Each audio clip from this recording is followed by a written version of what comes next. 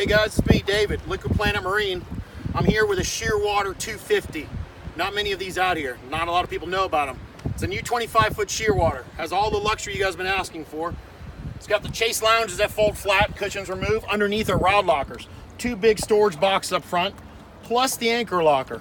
In this forward seat here, live well. In the console, you've got a porta potty.